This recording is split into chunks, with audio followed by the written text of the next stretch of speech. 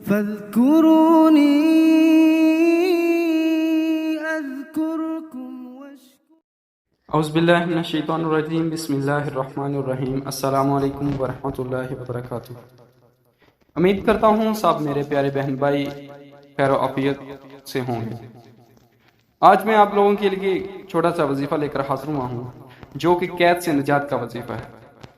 جو بھی قید کے اندر مبتلا ہے، کسی کے پاس قیدی ہے، کسی نے اس کو جکڑا ہوا ہے، تو وہ انشاءاللہ قید سے بچ جائے گا، قید سے رہا ہو جائے گا۔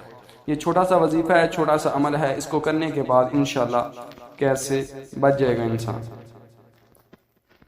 اس کو کرنا کس طریقے سے ہے اور یہ کون سا وظیفہ ہے وہ بھی میں آپ کو بتاتا ہوں۔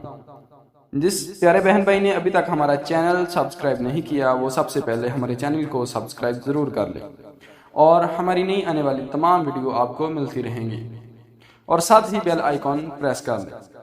جی تو ناظرین، یہ چھوٹا سا وظیفہ ہے، اس کو کرنے کا طریقہ میں آپ کو بتاتا ہوں۔ اس کے اندر ایک چھوٹا سا واقعہ بھی آتا ہے، وہ بھی میں آپ کو بتاتا ہوں۔ یہ سورہ مزمل کا وظیفہ ہے۔ اس کو پڑھنا کتنی مرتبہ ہے، کس طرح پڑھنا ہے؟ آپ نے اگر قیدی ہیں تو 3 مرتبہ ہر روز ضرور پڑھا کریں۔ پہلے درود شریف اور بعد میں سورہ مزمل کی تلاوت کیا کریں دن میں 3 مرتبہ، اور انشاءاللہ آپ جلد رہا ہو جائیں گے اس کو پڑھنے سے، سورہ مزمل کو۔ اس میں جو واقعہ ہے وہ ایک بزرگ کا ہے جس کا نام شیخ سلیمانی سمری کندی رحمۃ اللہ علیہ ہے۔ بہت بڑے بزرگ تھے یہ۔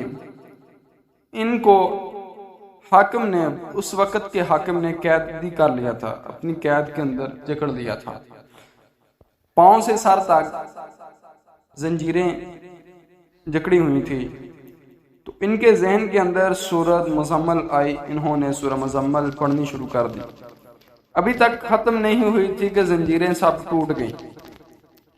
اس سورہ مزمل کی اتنی طاقت ہے کہ وہ سب زنجیریں ٹوٹ گئی۔ اور سورہ مزمل پڑھا کریں، انشاءاللہ آپ کیسے رہا ہو جائیں گے، جس کے پاس بھی آپ قیدی ہیں۔ یہ چھوٹا سا وظیفہ ہے، ضرور کریں انشاءاللہ۔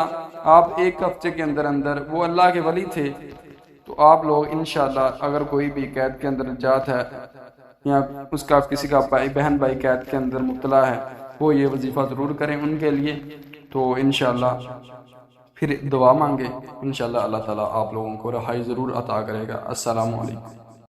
فاذكروني